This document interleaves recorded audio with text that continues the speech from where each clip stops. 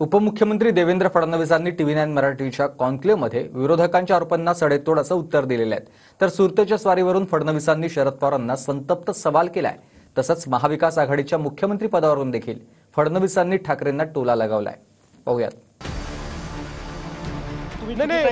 पवार साहेबांना मान्य आहे का महाराजांना लुटारू म्हणणं? सुरत लुटली हे बोलण्याचं धाडस नाही, कारण अमित शाह विचारतील, मोदी साहेब विचारतील, अरे सुरत लुटी आप कैसे बोल सकते? शिवाजी महाराजांच्या पुतळा दुर्घटनेनंतर शिवरायांची सुरतेवर स्वारी की लूट यावरून राज्याचं राजकारण चांगलंच तापलंय। शिवरायांनी सुरतेला लुटलं नसून सुरतेवर स्वारी केल्याच्या वक्तव्यावर देवेंद्र फडणवीस ठाम आहेत। दरम्यान देवेंद्र फडणवीसांनी या मुद्द्यावरून TV9 मराठीच्या कॉन्क्लेव्हमधून शरद पवारांना संतप्त सवालही केलाय। जयसिंगराव पवारांनी काल या संबंधीचं आपलं मत मांडलं आणि त्याच्यातून त्यांनी स्वच्छ असं सांगितलं की एकदा नाही दोनदा सुरतेवर स्वारी केलेली होती आणि तो स्वारी करण्याचा उद्देश वेगळा होता। इंद्रजीत सावंत इतिहासाच्या संबंधीचे एक अभ्यासक त्यांनी सुद्धा जयसिंगराव पवारांच्या मताला दुजोरा दिला। त्यामुळे साहजिकच अपेक्षा ही आहे की खोटा इतिहास हा जनतेच्या समोर मांडू नये, नव्या पिढीच्या समोर मांडू नये। पवार साहेबांना महाराजांना लुटारू म्हणणं मान्य आहे का? माझा सवाल आहे। ठीक आहे, माझा राजा लुटारू नव्हता, मी मान्य करणार नाही। मला किती माझ्यावर टीका केली तरी मी ती टीका सहन करेन, पण मी मान्य करणार नाही। माझा राजा, अरे रयतेच्या देठाला, भाजीच्या देठाला ज्यांनी त्या ठिकाणी हात लावू दिला नाही, ज्यांनी कल्याणच्या सुभेदाराची सून आणल्यानंतर आपला दुश्मन होता तो कल्याणचा सुभेदार, पण सांगितलं अशीच माझी आई असती तर मी पण तेवढाच सुंदर झालो असतो, हे सांगून वापस पाठवणारा राजा, त्याला लुटारू म्हणता आणि त्याचं समर्थन करता? लाज वाटली पाहिजे याची। महाराजांना स्वराज्य वाढवण्यासाठी संपत्तीची गरज होती आणि सुरत लुटली, ती सुरत लुटली ही स्वराज्य वाढवण्यासाठी लुटलेली आहे। आता सुरत लुटली हे बोलण्याचं धाडस नाही, कारण अमित शाह विचारतील, कैसे आप बोल रहे? मोदी साहेब विचारतील, अरे सुरत लुटी आप कैसे बोल सकते? आगामी विधानसभेच्या पार्श्वभूमीवर देवेंद्र फडणवीसांनी विरोधकांनाही आव्हान दिलंय। मी आधुनिक काळातला अभिमन्यू आहे, चक्रव्यूहात शिरायचं कसं आणि बाहेर पडायचं कसं हे माहिती असल्याचं म्हणत फडणवीसांनी सुप्रिया सुळेंना प्रत्युत्तर दिलंय। काल काहीतरी प्रवक्त्यांची बैठक झाली आणि त्या बैठकीमध्ये सुप्रिया त्यांनी सांगितलं की फक्त देवेंद्र फडणवीसवर अटॅक करा।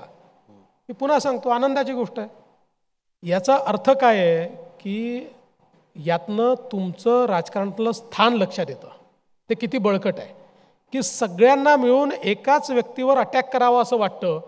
याचा मी एकच गोष्ट सांगतो, या सगळ्यांना असं वाटतं आहे की हे माझ्या विरुद्ध चक्रव्यूह तयार करतायत। मी त्यांना एकच गोष्ट सांगणार आहे की तुम्ही चक्रव्यूह करून मला अभिमन्यू करण्याचा प्रयत्न करत असलात तरी मी आधुनिक अभिमन्यू आहे। चक्रव्यूहात शिरायचं कसं हेही मला माहिती आहे आणि चक्रव्यूहातनं बाहेर यायचं कसं हेही मला माहिती आहे। हे वक्तव्य मी कुठे केलंय सांगा ना, कोणीतरी व्हिडिओ दाखवा, व्हिडिओ तर दाखवा ना। मी विनम्रपणे भारतीय जनता पक्षाला हात जोडून विनम्रपणे विनंती करते, मी हे जर बोलले असेल तर त्याचा व्हिडिओ दाखवा। TV9 मराठीच्या कॉन्क्लेव्हमधून फडणवीसांनी मराठा आणि ओबीसी आरक्षणावरही आपली भूमिका मांडली। सत्ता दिली तर मराठ्यांना ओबीसीतून आरक्षण देऊ असं पवारांकडून आश्वासन घ्या, असं आव्हान फडणवीसांनी मनोज जरांगे पाटलांना दिलंय। आज माझा सवाल आहे, शरद पवार साहेब हे म्हणायला तयार आहेत का की मराठा समाजाला ओबीसीतनं आरक्षण द्या, किंवा लेखी द्यायला तयार आहेत? उद्धव ठाकरे तयार आहेत, नाना पटोले तयार आहेत।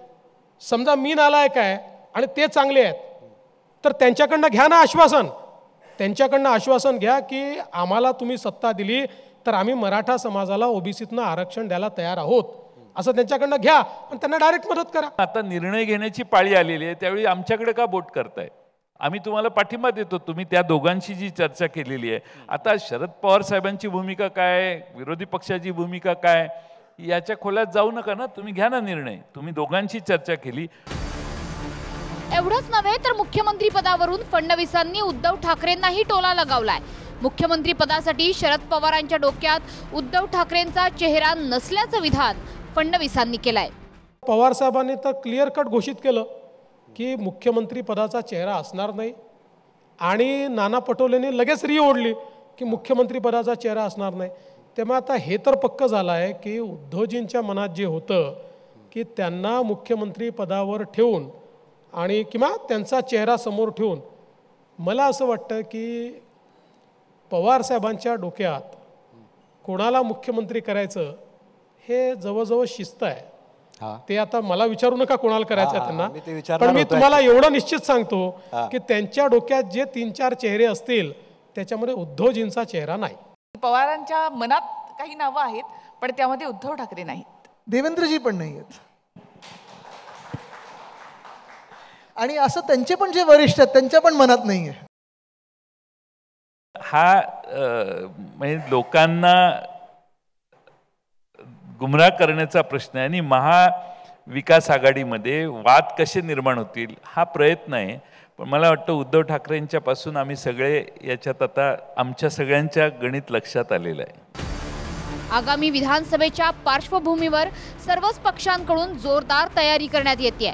त्यामुळे सत्ताधारी आणि विरोधकांमध्ये आरोप प्रत्यारोपाचा सामना रंगलाय आणि हेच चित्र TV9 मराठीच्या कॉन्क्लेव्हमध्ये सुद्धा पाहायला मिळालं. Bureau report, TV9 Marathi.